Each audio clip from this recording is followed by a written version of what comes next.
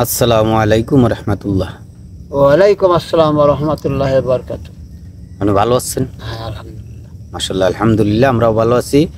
তো আপনার কাছে আজকে এসেছি লালন সাইজির আরও একটি গানের প্রশ্ন নিয়ে। যে লালন সাইজি একটি গান লিখেছে যে কায়দা পেলে সেও সাজা দেয়, এত পীড়িত দন্ত জিপায় কায়দা পেলে সেও সাজা দেয়, স্বল্পেতে সব জানিতে হয়।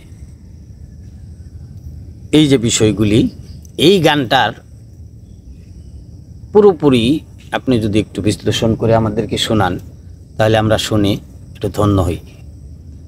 ধন্যবাদ নয়ন ভাই। তা গানটা ঠিক আছে, গানটা এত পিড়ি দন্ত জিব্বা কায়দা পেলেও সেও সাজা দেয়, স্বল্পেতে সব জানিতে হয় ভাবনগরে। আমি সুর দেই। হুম। মিছে মায়ায় মজে রে মন, মিছে মায়ায়, মিছে মায়ায় মজে রে মন, কি করো রে তুমি বাকার, কে বা তোমার এই সংসারে, তুমি বাকার, কে বা তোমার এত পীড়িত দন্ত জিব্বা কায়দা পেলেও সেও সাজা দেয়, এত পীড়িত দন্ত জিব্বা কায়দা পেলেও সেও সাজা দেয়, স্বল্পেতে সব জানিতে হয়, স্বল্পেতে সব জানিতে হয় ভাবনগরে, তুমি বাকার, কে বা তোমার এই সংসারে, তুমি বাকার, কে বা তোমার। এখন এই তীরভুবনে আমাদের এখন তো প্রাপ্ত বয়স হয়ে গেছে, বোঝার মতো বয়স হয়ে গেছে। আমি বেকার, তুমি বেকার, এটা তো দেখাই যাচ্ছে। মরার সময় কেউ কারোর সঙ্গে যায় না, ঠিক একা একাই চলে যেতে হয়। আসার বা সিরিয়াল আছে বড় ভাই সেজো ভাই, কিন্তু যাওয়ার কিন্তু কোনো সিরিয়াল নাই। কে আগে যায় কে পরে যায় বলা যায় না। না, যাওয়ার কোনো সিরিয়াল নাই। মিছে মায়ায় মজের এমন কি করো রে।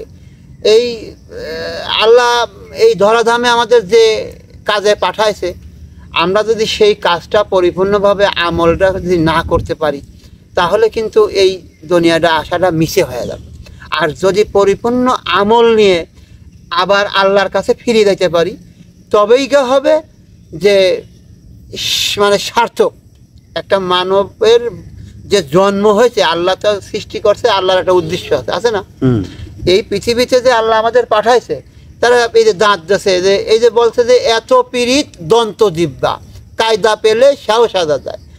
এই জিব্বা যখন নিজের জিব্বায় নিজে যখন কামড় লাগে নিজের দাঁতে, তখন কিন্তু মনের ভিতর যে কোনো একটা ভেজালের কারণে বা কোনো একটা মিশিকতার কারণে বা যে কোনো একটা সলতারের কারণে এই নিজের জিব্বায় নিজে কামড় লাগে। এই জন্যই কিন্তু বলছে এত পীড়িত দন্ত জিব্বা কায়দা পেলেও সেও সাজা দেয়, স্বল্পেতে সব জানিতে হয়। এখন এই স্বল্পেতে সব জানিতে হয় ভাবনগরে। এই দুনিয়াটা একটা পুতুল খেলা, একটা রঙ্গমঞ্চে যেমন নাটক হয়, নাটকের মঞ্চে আমরা আসছি। এখন যে ব্যক্তি ভালো তাকেই তো মানুষ ভালো বলে। যেমন আপনার কিছুদিন আগে দেখছেন যে এই টিভিতে সাক্ষাৎকার দেখায়, ভালো মানুষের কিন্তু ভালো জায়গায় স্থান হয়। এই যে মানুষ মরে গেলে পচে না, গলে না, এটার কিন্তু সেখানে কিছু রেওয়াজ আছে। ভালো মানুষ মারা গেলে তার মরার পরেও তার মানে চিহ্ন দেখা যায়। আর খারাপ মানুষ বা যাদের আমল নাই তাদের কি হয় এটা আল্লাহই জানে। এটা আমি আর আপনি বলতে পারবো না, এটা হাদিস কোরআনে যা আছে এটা ব্যাখ্যা দিতে পারবো না, আল্লাহর উপরে কোনো কথা নেই। আচ্ছা, এখানে মিছে মায়ায় মজেরে মন, কি করো রে, এই মিছে মায়ায় মজলাম কোথায়? মিশেতে মজে আছি। যেমন আমি প্রাপ্ত বয়স হয়েছে, আমার বাপ মা প্রাপ্ত বয়স করছে, কত আদর পোশাক দিয়ে কত কত ভজন পোষণ করে আমার বাপ মা আমাদের মানুষ করছে। আসলে আমরা আল্লাহর কাছে যেটা কথাতে আইছি সেটাও বরখিলাফ হচ্ছে। আবার এই বাপ মার কাছে যেটা ওয়াদাবদ্ধ আইছি সেটাও বরখিলাফ হয়ে যাচ্ছে। বাপ মার খেজমতের টুটি, আমলের টুটি, এইটাই তো মিশে মানে এই দুনিয়ার আসলে তো সার্থক হচ্ছে না। যদি পরিপূর্ণভাবে আমল নিয়ে আল্লাহর দরবারে আবার ফিরে যেতে পারি তবেই গা সার্থকতা। আর যদি আমি এই অনেক ভালো কাজ আছে করলাম না, মন্দ কাজে জড়িত থাকলাম, তাহলে তো এই দুনিয়াটা মিশেই হয়ে যাবে।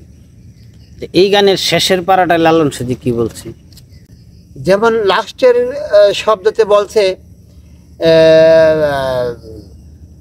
আপনি যখন নয়া, আপনি যখন নয়াপনার কারে বলো আমার আমার, আপনি যখন নয়াপনার কারে বলো আমার আমার, শিরাশাই কয় লালন তোমার, দরবেশ শিরাশাই কয় লালন তোমার, জ্ঞান নাই রে তুমি বাকার কে বা তোমার এই সংসারে, তুমি বাকার কে বা তোমার। আপনি যখন নয়াপনার কারে বলো আমার আমার, এই শব্দটা বোঝা যায় মানুষ যখন কষ্টে পড়ে।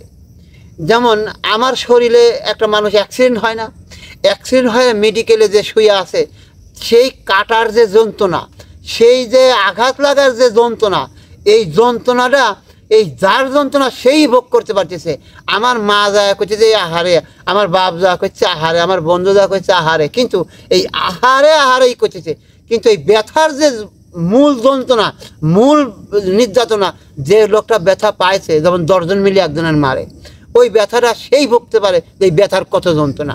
এই ব্যথা আর কেউই বুঝতে পারে, কিছুটা অনুভব করতে পারে বাপ আর মা, কারণ তাদের রক্তে আমার গায়ে আছে। এই বাপ মা ভাই ব্রাদার কিছু অনুভব করতে পারে, রক্তের তেজ, এই রক্তের তার আকৃতি। এই জন্যে এই লালন সাইজি বলছেন যে এত পীড়িত দন্ত জিব্বায়, যেমন আমরা যখন খাবার খাই তখন জিব্বায় ঘুরাইয়া পেঁচায় উল্টায় পাল্টায় নেয় দাঁতেরে দেয়, সাতটা নেয়। হ্যাঁ, জিব্বায় এই খাবারটারে উল্টায় পাল্টায় দাঁতেরে দেয়, দাঁতের চাবায়। আর যদি জিব্বাটা দাঁতের চিপায় পড়ে যায় তাহলে সে কামড় দিয়ে বসে, জিব্বারেও ছাড়ে না। আবার জিব্বে কিন্তু আপনার সব কথার জন্য, আপনার এই যে কথাগুলি বলতেছি, এই কথার জন্য কিন্তু সে হেল্প করতেছে সব সর্বমুহূর্তে দাতার জিব্বায় এই একটা সঙ্গে মিশ্রণ হইয়া আমরা এইসব করতেছি। তো সেই ক্ষেত্রে বোঝা যাইতেছে যে আমরা এই পৃথিবীতে এই যত মানুষের সাথেই চলাফেরা করি, এই দাতার জিব্বার চেয়ে পীড়িত বেশি না। তার মানে দাতার জিব্বায় যখন কেউ ছাড়ে না, তাহলে এই পৃথিবীতে যতই বন্ধুত্ব করি, যতই প্রেম করি, যতই বউ সন্তান, কেউ আপন, বাবা মা, কেউ আপন না, কবরের সাথী কেউ না। তার মানে আইসি একা, যাবো একা, যাবো একা, মানে কবরের সাথী কেউ না, কেউ না। যাও, আপনাকে অনেক ধন্যবাদ, খুব সুন্দর করে আমাদেরকে বুঝিয়েছেন। তো যদি হায়াতে বেঁচে থাকেন, আমরাও বেঁচে থাকি, আবার আপনার সাথে দেখা হবে। আসসালামু আলাইকুম। ওয়ালাইকুম আসসালাম ওয়া রাহমাতুল্লাহি ওয়া বারাকাতুহু। আল্লাহ হাফেজ নয়ন ভাই, আবার কোথাও দেখা হবে। আল্লাহ হাফেজ, আল্লাহ হাফেজ।